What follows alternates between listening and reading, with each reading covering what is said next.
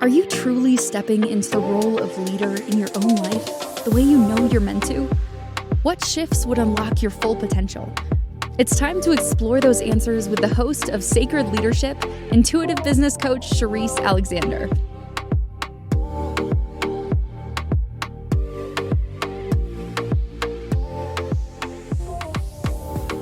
Welcome, welcome, welcome. My name is Sherisse Alexander, your host on Sacred Leadership with Sherisse. On today's episode, I will be diving into the topic of when the old identity no longer fits. And it seems super appropriate because we are getting to the tail end of the year.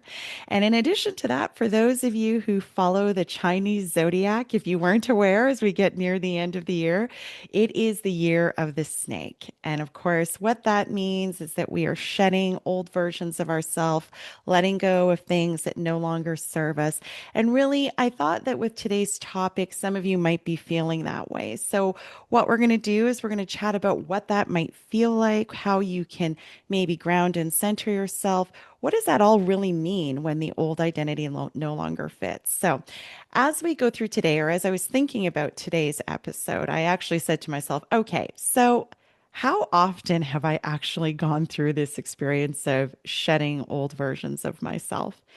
And I think when I actually started to reflect on it, I realized, well, we're probably always doing this, but consciously in my adult years, I think I was aware of it when I was probably in my 30s. So late 20s, early 30s. And I remember that being a phase in my life where my kids were, just in full tilt of all the things that they're doing. I was also beginning my career as a mortgage broker. I was wearing all of these roles and all of these labels: wife, mother, sister, friend, colleague, mortgage broker, all of these things. And I remember waking up one day and just being like, okay, that's great that I'm all of these things, but I don't want all of those things to actually own me. I don't want to really own all those parts because they just didn't feel like that was all that I was. And so at that point in my life, I wasn't quite introspective yet. So what did I do? Of course, I nosed down and focused really hard on all of the things outside of me. So my mortgage broker career, my kids, my marriage, my friends, my family, all of the things outside of me, because I thought, okay, well, this might help me feel better about all of these things. But I'll tell you the thing about this journey called life is that what you resist often persists. So, what inevitably ended up happening is probably about 5 or 6 years later, this feeling started to come up again. And that feeling was one of, I'm still not happy. And so then I started to really ask these questions, not necessarily to people outside or like, outside of myself, like my circle, but really just kind of pondering and thinking about like, okay, well, what is it that I'm looking for? What is it the more that I want? And I really didn't have any of the answers. I just knew that what I wanted was more.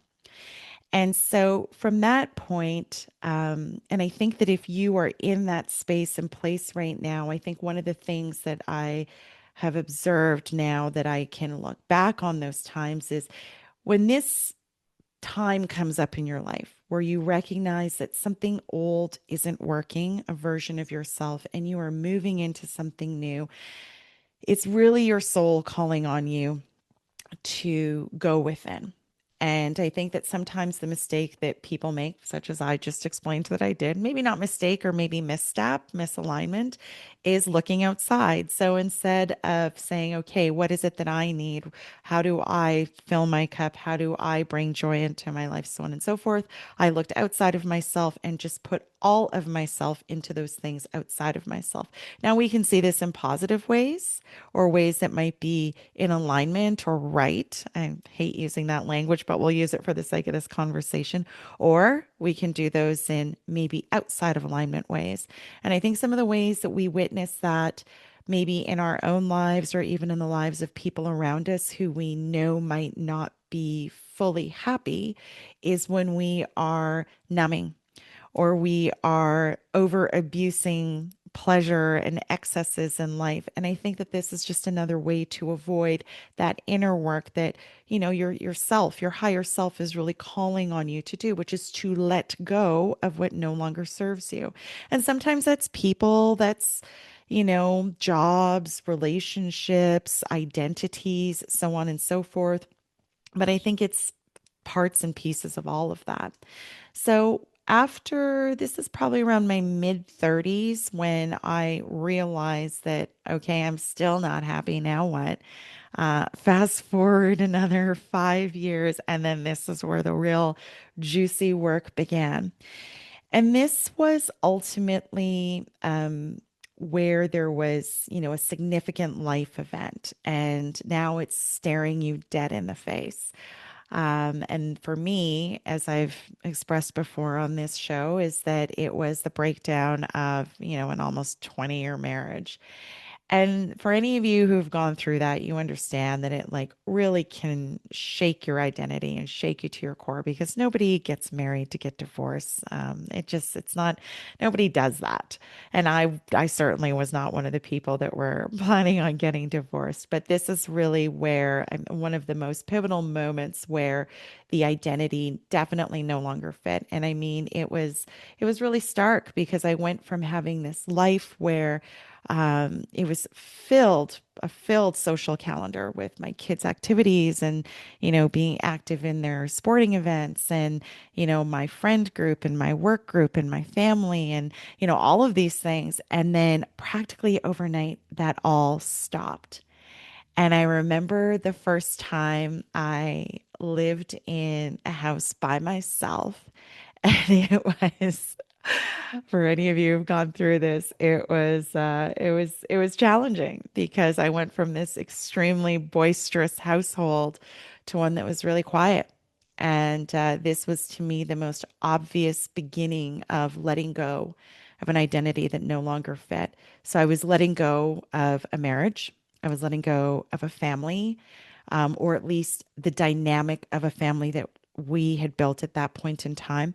I was letting go in a lot of ways the dynamic of the relationships with my family, my extended family, my in-laws, my friend group, our mutual friends, our kids' sports groups, like all of it. All of this was shifting.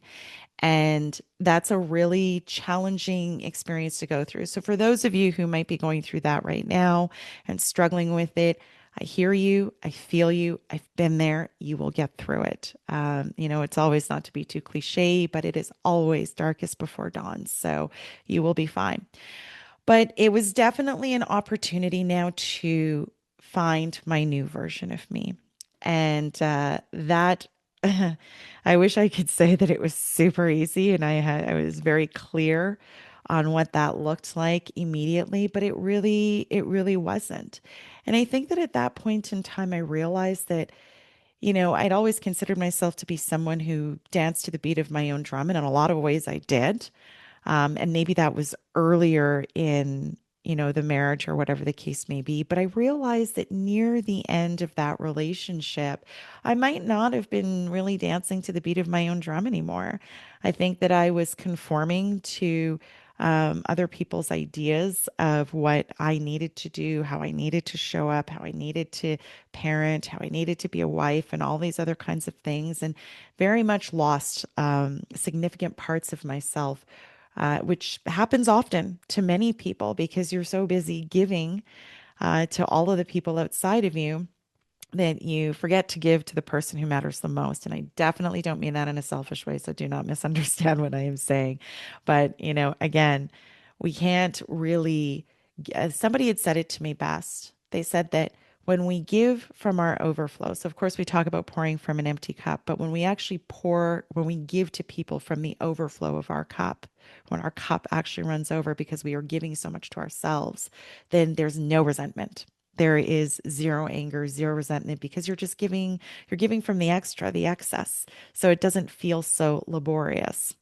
So, once this relationship had ended, it felt like in many ways, trying and testing so many things. And while, I like to consider myself to be very organized. So this was a little frustrating for me when it was just like, I just wanted something to fit. I wanted something to feel good. And that was me rushing to get to the next version of myself instead of enjoying the journey of getting to the next version of myself. And thankfully, I think I've learned a few things over the last few years that I can probably enter that with a little more ease. But what I would say to you is if you find yourself letting go of previous or past versions of yourself, have grace with yourself. Don't rush the process. The entire journey is actually about the journey, it's not about the destination. And that's really what I was rushing to. I was rushing to let me feel good again. And I think that's what a lot of us are doing. We are so uncomfortable with being uncomfortable that we don't know how to sit with the discomfort of our feelings, the ones that we don't like. And that's where the numbing comes in, and the avoidance, and the rushing through the letting go phase of previous versions of yourself to hurry up and get to good again. And that actually took me quite a long time. I think I could say that I've been very intentionally on this journey for roughly the last 8, 9 years. And I think it was maybe about halfway through that. So maybe about year 4.5, 5, where I was like, okay, I think I got to do this a little differently. And I really started to, instead of trying to rush through the process and get to feeling good, I realized that, well, we really got to embrace the suck. And some of that is going to be, some of the journey is going to be really great and feel really awesome. And depending on what your mission and your life lessons are, some of it's not going to feel good and it's going to be really uncomfortable. And there was a coach who had said to me one time, um, she would say things like, find ease and grace. And I misunderstood at the time, thinking that asking for ease and grace meant that it would be easy. But that's not what she meant. She was saying that what you're asking for is through this difficult situation that I can remember to be calm, grounded, centered, and have ease and grace as I move through this storm in my life. And so I think that from around maybe 4 years ago to now is when I started to understand that the journey really is about enjoying the pieces, or not necessarily enjoying, but learning to find appreciation and gratitude for the pieces that we don't enjoy, because they're equally valuable as the parts that are full of joy and laughter and all of these good, juicy feelings. So, just to recap, what I've covered so far here in the first segment is really what it might look like in your life when you are learning how to let go of previous and old versions of yourself. And I think that, if you're somebody who's somatic like me, it could look like chaos in your life. I mean, that might be an obvious one. It might feel like chaos in your life, like you can't make sense of what's going on. You feel lost and confused. But another one that really stood out for me and has continued to be like a really clear marker in my world from a somatic standpoint, or in my body standpoint, is real heaviness in my chest, almost like a grief that you would feel. And that, for any of you who have gone through a loss, and that could be of a relationship or someone significant in your life, or a job, or anything of value to you, then you know that heaviness that I'm talking about. It's the one where it's grief. And that is a significant marker of when you could be letting go of previous versions of yourself, or an identity that no longer fits. So in recent years, that has been, I mean, that happened in the early years of this journey, but I wasn't as, we'll say, tuned in to what to look for.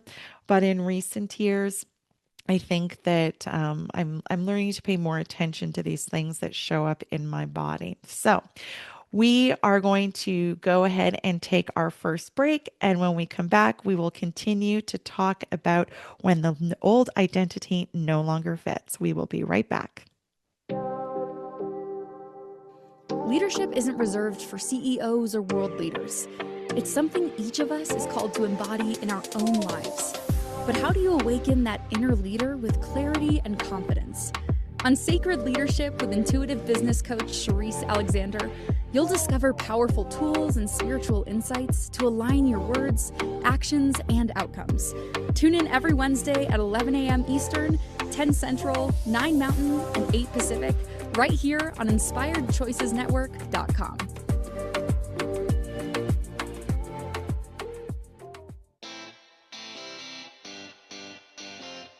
Are you a subject matter expert? Are you here to share your expertise with an audience waiting to hear from you in only the way you can deliver? Are you ready to have your voice amplified across the airwaves? Inspired Choices Network has a global radio platform streaming to millions of people across the world.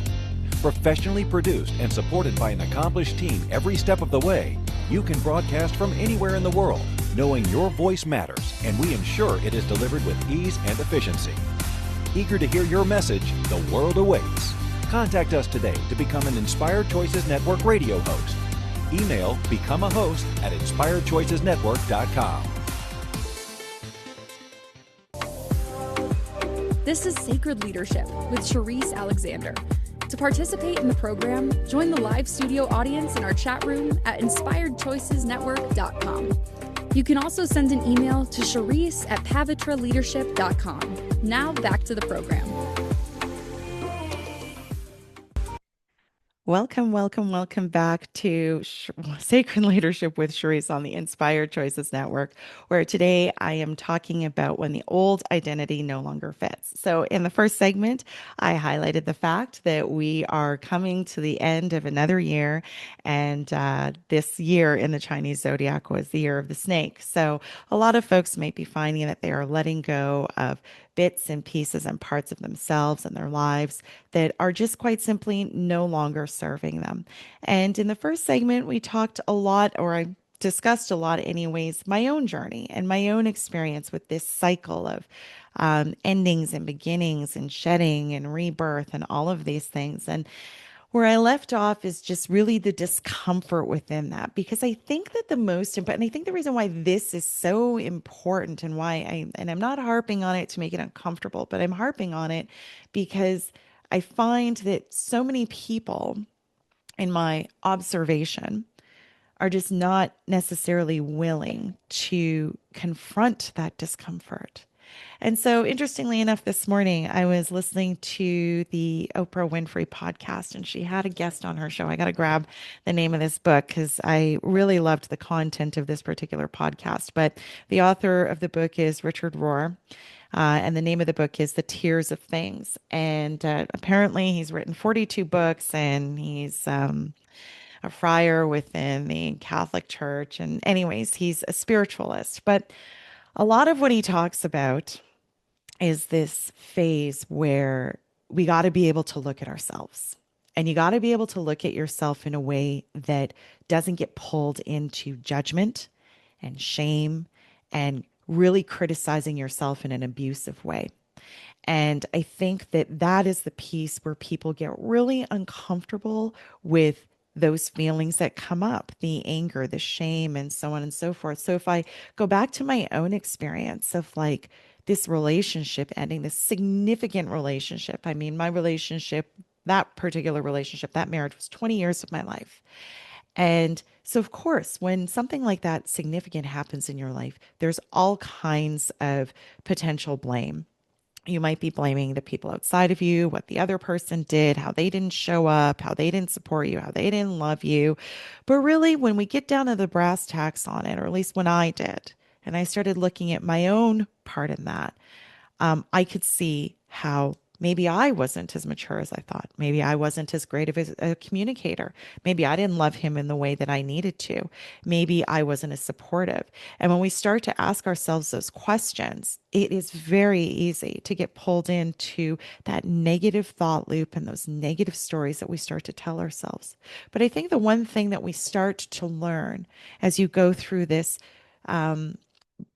ending and beginning, and I'm going to use the terminology that I want to use here, and what I would say is the death and rebirth cycle of life. Once we start to go through the death and rebirth cycle of life, I think we start to begin to understand that it's okay to be critical of yourself, as long as we're doing it from a space of love and understanding that we are all on the same learning journey, every single one of us. So once I could, through that first phase of this initial breakup, where I could see that he was doing the best that he could and I was doing the best that I could, and we got married really, really young, then I could have forgiveness for him. And ultimately, I could have forgiveness with myself. So that the next time one of these death and rebirth cycles came up, I got a little bit better at it. But it took a really, really, really long time to stop that negative talk. And part of this process of becoming emotionally mature and emotionally aware and having a high emotional intelligence and IQ means you got to be able to sit with yourself and look at those things that you're not proud of. So, a little bit more of a recent example, because, that was 10 years ago, almost 10 years ago. So, I was very young in this journey, but I was faced with something, oh gosh, maybe 3 years ago. And this one rocked me to my core. And it was, I think, something that most of us have experienced at one point in time or another, and it was betrayal. And, I'd experienced like minor betrayal before, like, somebody talks behind your back or, things like that that you just kind of brush off and you keep pushing, or you exit those people from your life and you go through. But I'm talking about the kind of betrayal that really shakes your core, where you don't understand the things that are going on in your world any longer. If you thought the sky was blue and now it seems pink, or right and wrong, like nothing makes sense anymore. And if you've ever been through, and I think everybody's been through betrayal, one of any of some sort. So I'm not going to speak like I'm the only person. I'm going to say it more like when you're there and you're going through it. This is really where I got to see my dark side. This is really where I got to see my shadow self. And I remember the day it happened like it was just yesterday. I was sitting in all of these feelings, and I was just like, I was angry. I was rageful, and I won't lie, I wanted to inflict harm. And I stopped myself, and I remember thinking, okay, this is new. I've never seen this part of myself. And I knew that that was the moment where I had to like really take a step back from my situation and just kind of analyze all the things that were going on. Because, when these things come up, it's real easy to blame the people outside of ourselves. But I think the other part that I've learned is and this is where the learning to appreciate the challenges that come up in your life, because I'd never been faced with this part of myself, this side of myself that was like angry and vengeful and rageful and wanted to like hurt somebody. And I bring it up because it's like when we're sitting around and we're having all of these judgments about things that people do and they say and how could they behave like that and so on and so forth. I saw it in myself. I was faced with it dead on. Oh, you're hurt. You're angry. You feel vengeful, you feel rageful. And this is where we come into the justification of whatever that behavior might be, because I'm hurt. So I'm justified in this, right? And so it was at this point that I really started to understand the judgment and how I, forget you, how I was maybe approaching life in a very righteous way, of how I was judging other people and how could so and so do that and so on and so forth. But here I was being faced with my own shadow self, being faced with the desire of wanting. Now, I didn't hurt anybody, and yay for me, but I could certainly see how extreme emotion, betrayal, could cause people to do things that they wouldn't normally do. And it was such a enlightening experience. So, the benefit of that experience is it allowed me to, again, move into this phase of compassion, empathy, understanding, forgiveness, and non judgment directed at the other person, because I did come to understand that after being faced with my own dark side, well, hurt people hurt people. So I really don't think that people wake up one day and just say, I'm going to go out and inflict. Well, if they do, let's not say they don't, but if they do, I think I started to understand that that was potentially coming from a place of wanting to alleviate and soothe their own hurt and their own anger and their own frustration.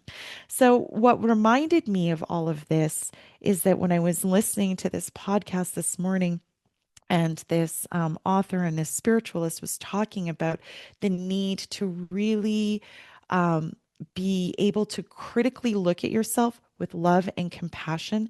Well, how else are you going to grow and evolve if you're not able to sit and realistically take stock of where you are, what you've learned, how you're growing, how you're evolving, where you want to change, all those things? How can you do that if you're not prepared to sit in the discomfort of the darker attributes of yourself? So I think that such an integral part of this letting go of an identity that no longer fits is being willing to confront those parts and those pieces of ourselves that really don't feel very good.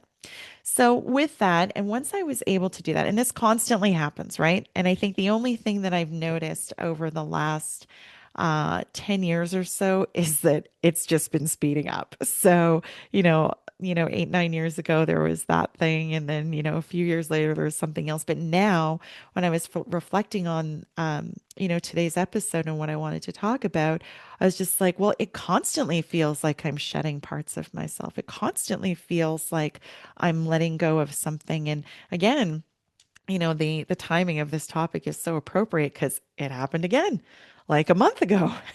And I didn't even know what it was. I was I was at home, and I was getting ready to like do a couple of podcast recordings, and I just didn't have it. There was literally nothing going on that I could visibly see. And this is like another indicator of when we are potentially letting go of something, or shedding a version of ourselves. But I was like sitting at home, minding my own business, getting ready to like podcast. And I had this real heaviness on my chest, and I couldn't explain it. I didn't know what it was about. There was nothing visible in my world. There was nothing energetic in my world that I could really conceive. But I think that the longer that I sat with it, and then started to go inward, I realized that these were like remnants of some of the things that had occurred this year that I was still carrying on or holding on to. And here's the really interesting part is like that was about a month ago. And I think that was leading right up to a Mercury retrograde. And for those of you that like pay attention to the planet, so, I had a couple of days where I was feeling super duper low and really heavy and just grief ridden, to be very honest with you. And then I moved out of it.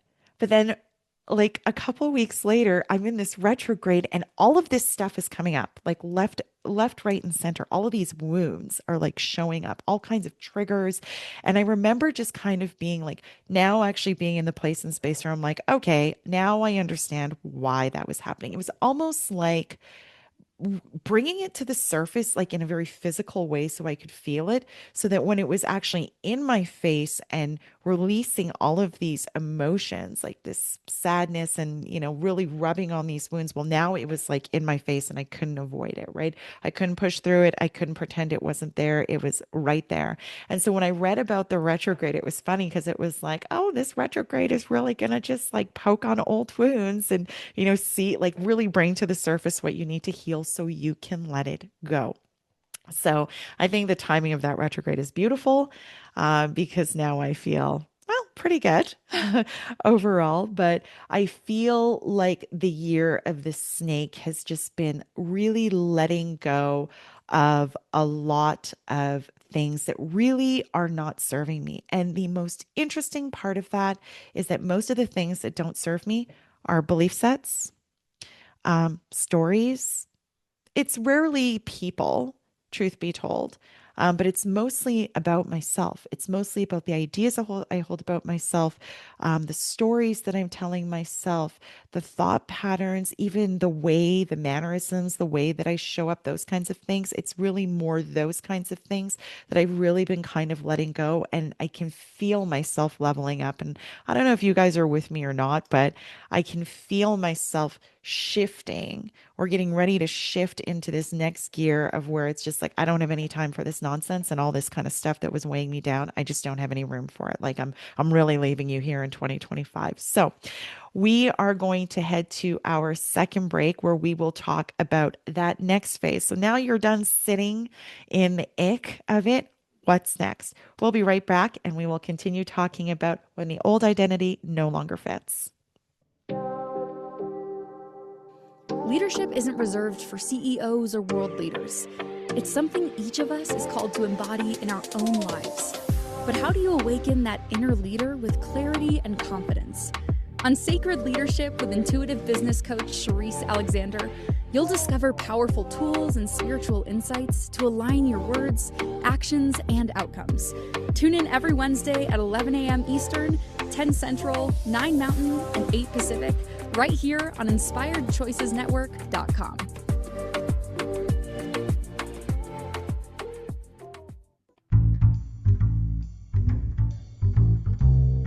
How wonderful would it be to carry your favorite Inspired Choices Network host with you throughout your day? Well, now you can. Inspired Choices Network now has its very own mobile app. Our free app offers live streaming shows, along with thousands of podcasts and TV episodes. Our shows cover a wide variety of topics. Whether you're waking up with us, carrying us through the day, and taking us to bed with you, we're always here for you to enjoy. We're easy to find. Just search for Inspired Choices Network in the Apple App Store or Google Play Store. This is Sacred Leadership with Sherisse Alexander. To participate in the program, join the live studio audience in our chat room at InspiredChoicesNetwork.com. You can also send an email to Sherisse@pavitraleadership.com. Now back to the program. Welcome back to Sacred Leadership with Sherisse on the Inspired Choices Network, where today we are talking about when the old identity no longer fits. Before we return to the topic, though, if you are enjoying the show overall and today's topic, please, please, please go find me on Apple Podcasts and give me like a 5-star review. Hit your girl up and show her some love. I would really appreciate it. So, returning back to the topic at hand is when the old identity no longer fits. And if you're in that place and space right now, you know, I remember what it feels like every single time. And it's one of these things where you literally just want to wrap yourself in a blanket of love. And so now that we've talked about, the discomfort of it, let's talk about how to move through it. So for myself, whenever I found myself in this particular phase, at one point in my life, I was extremely fortunate and I had a really strong network. I had mostly friends. I don't think my family fully understood me or what the decisions that I was making in my life. But I did have quite a few friends that were really loving and really, really supportive. But here's the thing about when you go through an identity shift, you might even lose people. So the people who were once like your go-to, your ride or die, like just your family, really. And I'm not talking about your actual family. I'm talking about the family that you pick. Well, your friend family. That's the family that I'm talking about. That definitely happened to me. And it was quite challenging because I felt really abandoned within that.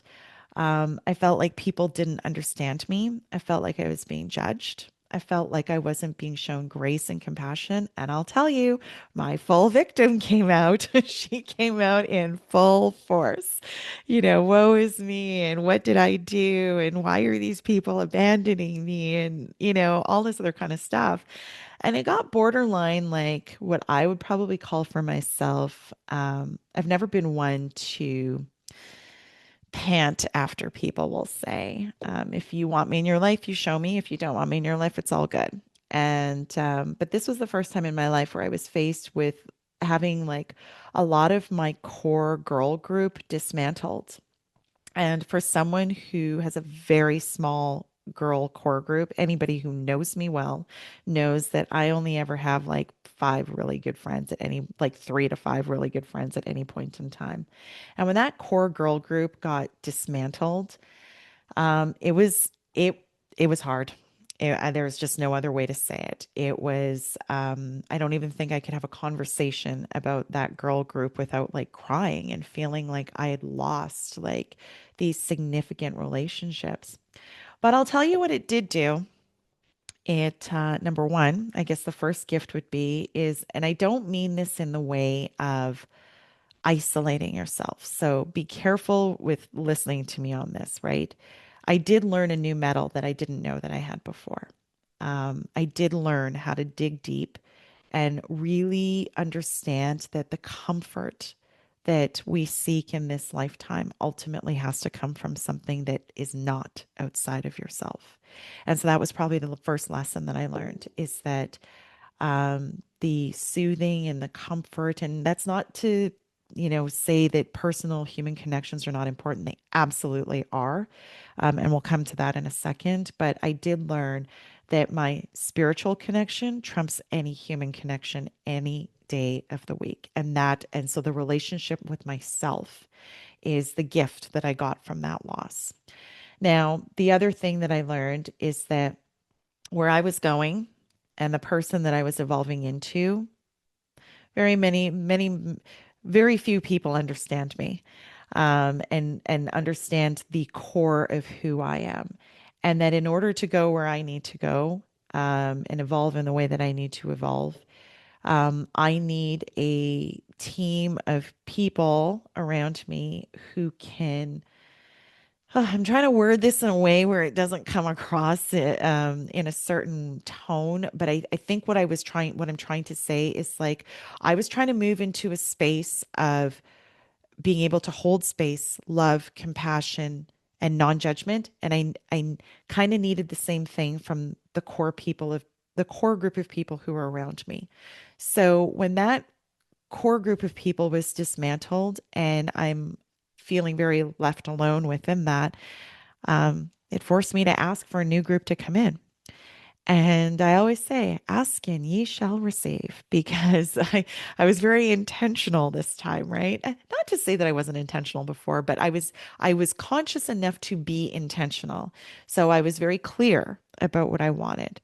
And it's so funny because when you're ready and you ask for things and you're mad, they literally just waltz into your life. And I think I've even shared on this particular podcast that when I was ready for a friend, I just said, okay, universe, I'm ready for friends. And like within a week, I started making friends that were more in alignment with where I am now and potentially where I'm going. And the one thing that I've really, really witnessed in the last year, and trust me, I've gone through some real turmoil this last year, which we'll talk about in upcoming podcasts. But the one thing that I've really witnessed is the people who are part of that circle or this newly forming circle. I don't want to say that it's the same as the old circle because that old circle is really, really near and dear to my heart.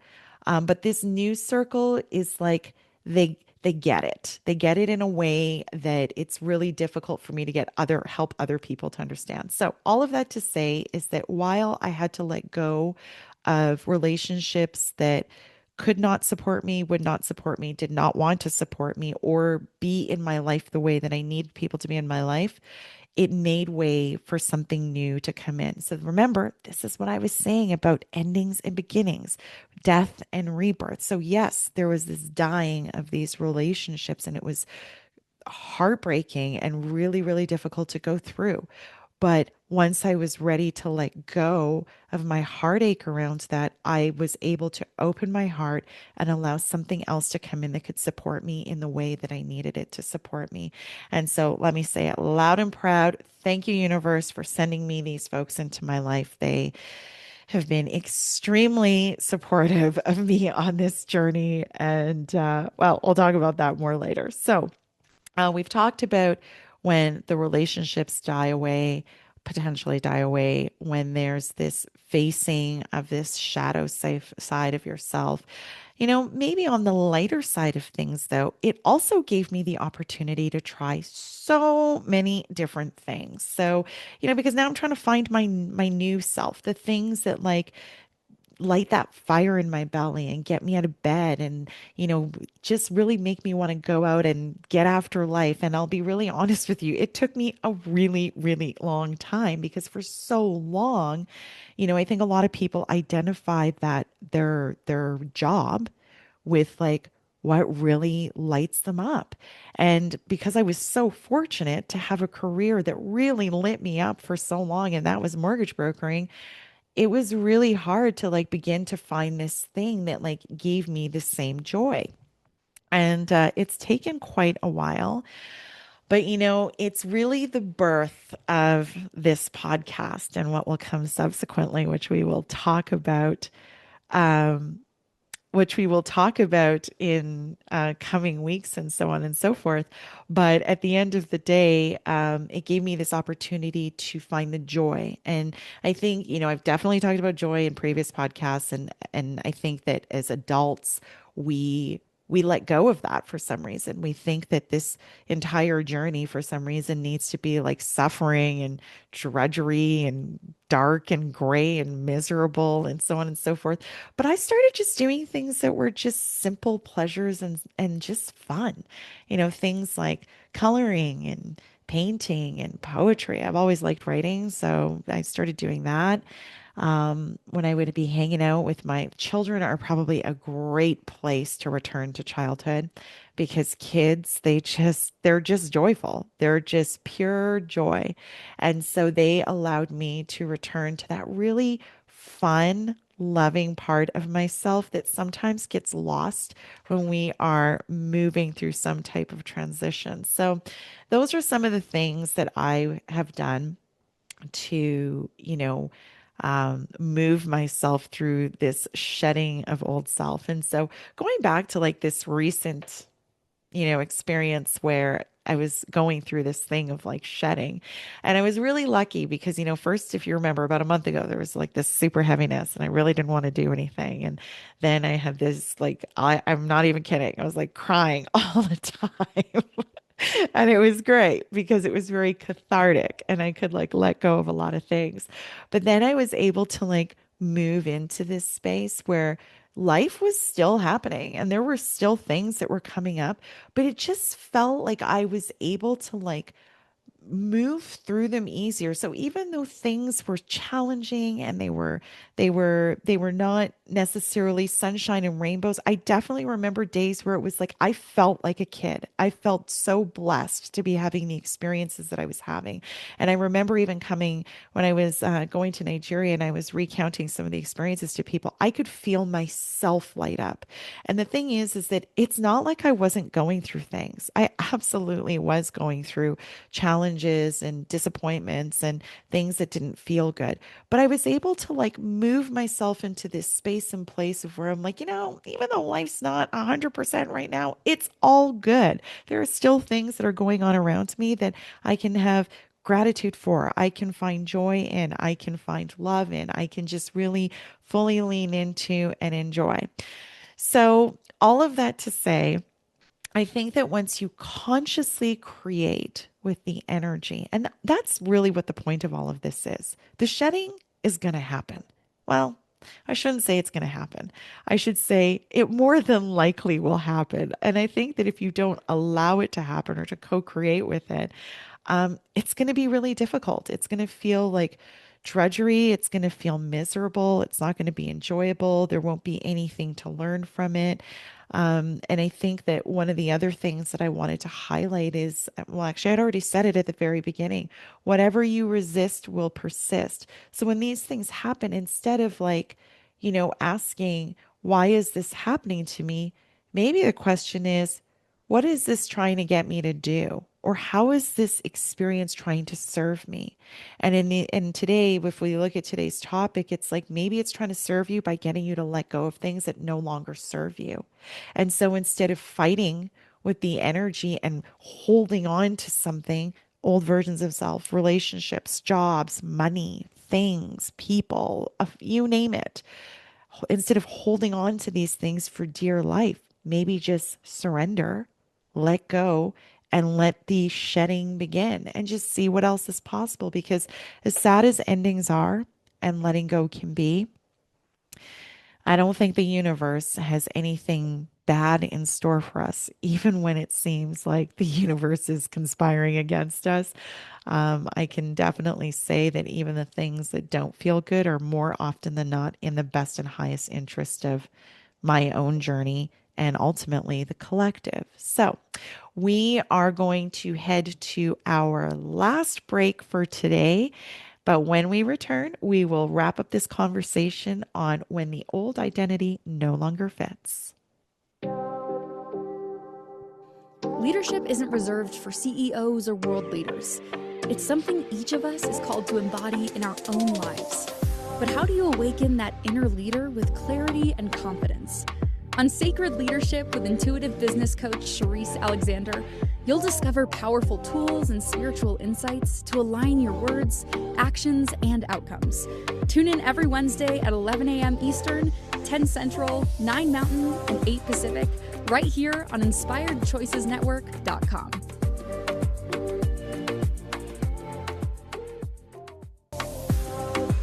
This is Sacred Leadership with Sherisse Alexander.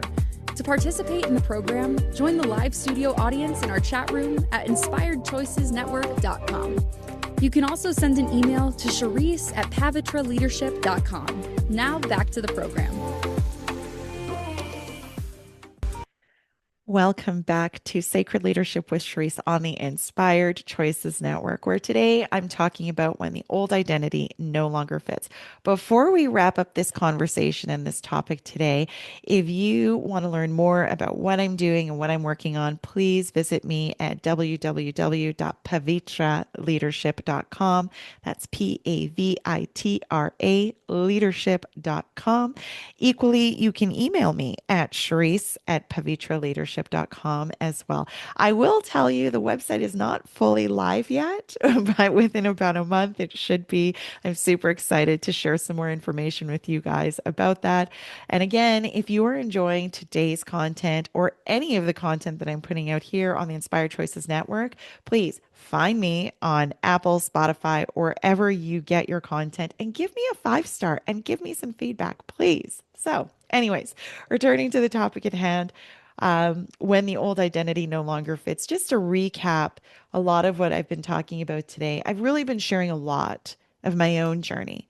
And I feel like it's important to say to you guys, like, this podcast, this production, Sacred Leadership with Sherisse, let me be the first person to say this is not perfection. Okay. I do not have all the answers. I am simply creating this space, this container where you can join me on my journey if it resonates with you, and you can. We can do this together because at the end of the day, it's a journey, but we can't do it by ourselves. We got to do it in co creation with the divine and other parties. And at the end of the day, I think that there's something to said about having some members of a tribe with you that understand and get it and can appreciate where you might be in your journey.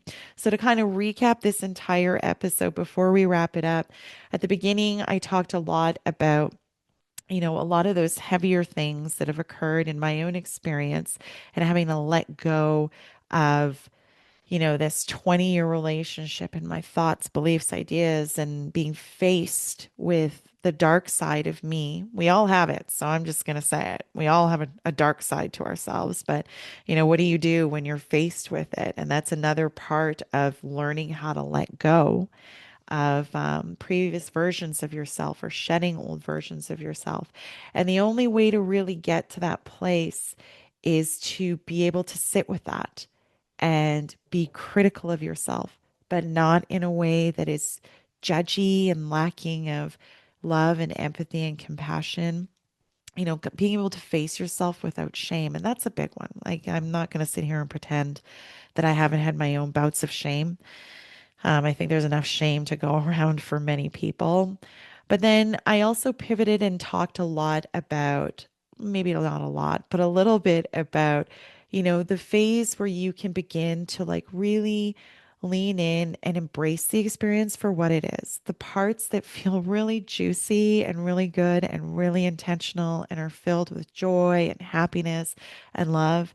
and even the parts that don't feel so awesome, and how we can still equally meet those experiences with equally love and compassion. Maybe not joy, but love and compassion, right?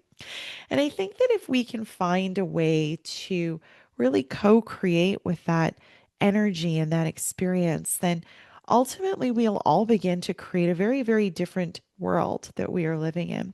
And when I was listening to this other podcast this morning, and not to talk about other people's content, but the reality is that so much of what I am experiencing right now and is really resonating with me is like other leaders that are basically saying the same thing, which is like part of this leadership experience.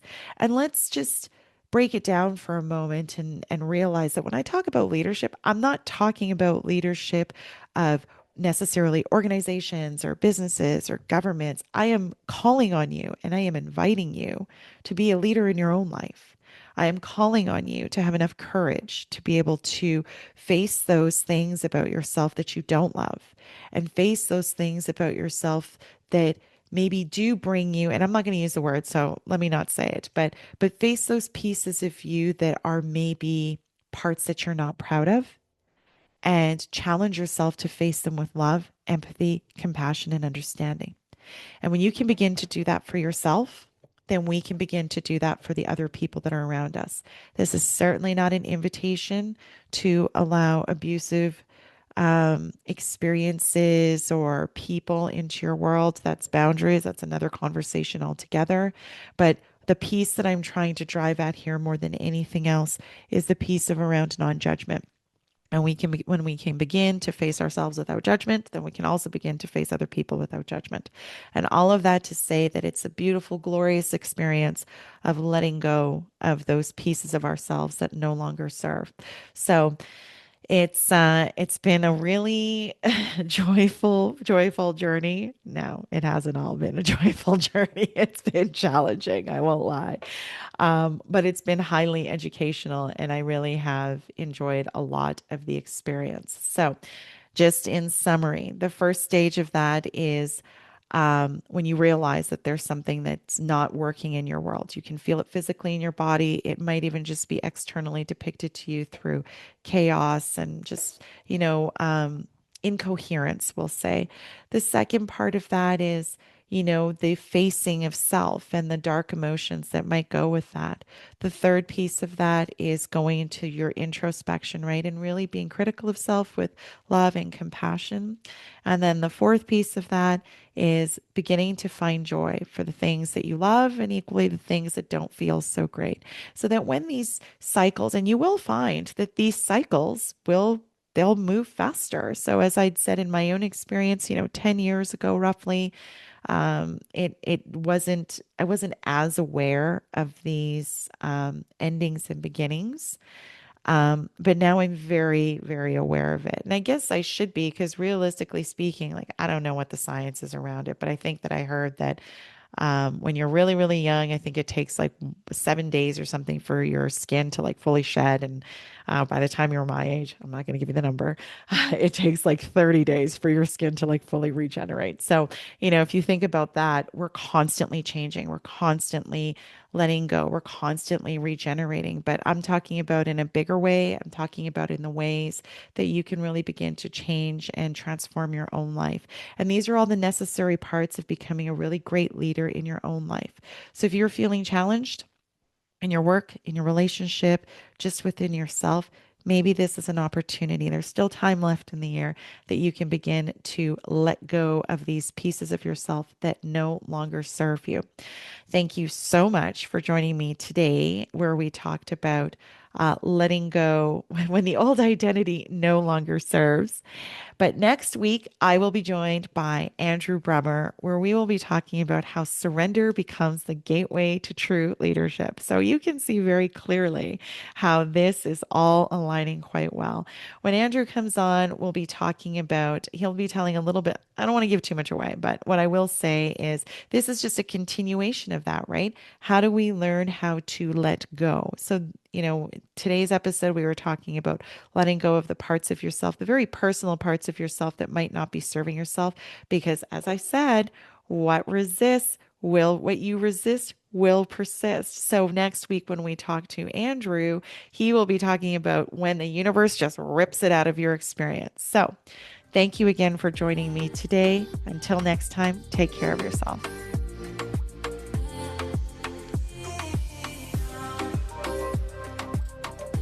Thank you for listening to the Sacred Leadership Show.